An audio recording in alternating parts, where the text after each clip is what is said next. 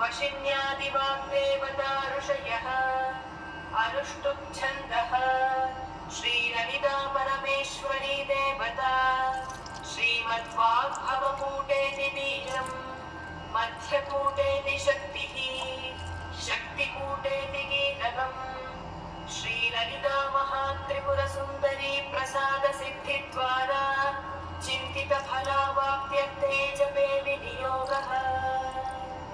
ध्यानम्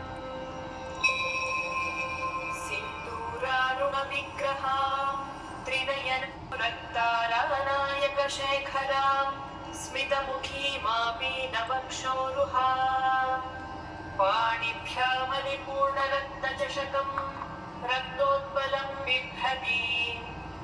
सौम्यां रत्नघटस्थरक्तचरणाम् ध्यायेत् परामम्बिकाम्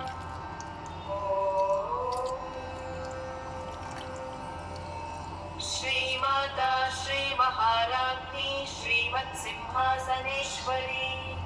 चिदग्निकुण्डसम्भूता देवकार्यसमुद्यता उद्यद्भानुसहस्राभा चतुर्बाहुसमन्विता रागस्वरूपपाषाढ्या क्रोधाकाराङ्कुशोज्ज्वला मनोरूपेक्षुकोदण्डा पञ्चतन्मात्रसायका निजारुणप्रभापूरमज्जब्रह्माण्डमण्डला चम्पकाशोकन्दमणिश्रेणी कनत्कोटीरमण्डिता अष्टमी चन्द्रविभ्राजतनिकस्थलशोभिता मुखचन्द्रकलङ्काभमृगनाभिविशेषका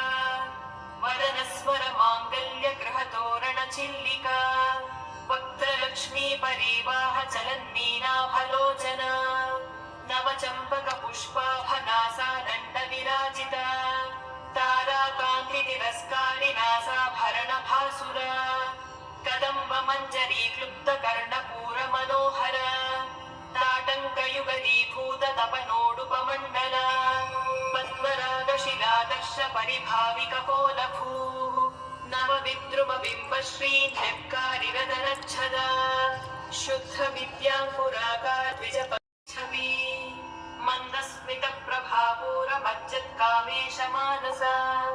अनाकलितसादृश्यचुबुकश्रीविराजिता कामेशबद्धमाङ्गल्यसूत्रशोभितकन्धरा कनकाङ्गदकेयूरकमनीयभुजान्विता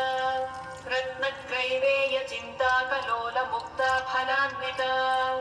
कामेश्वरप्रेमरत्नमणिप्रतिपणस्तनी नाभ्यालवालरोमालिलता फलकुज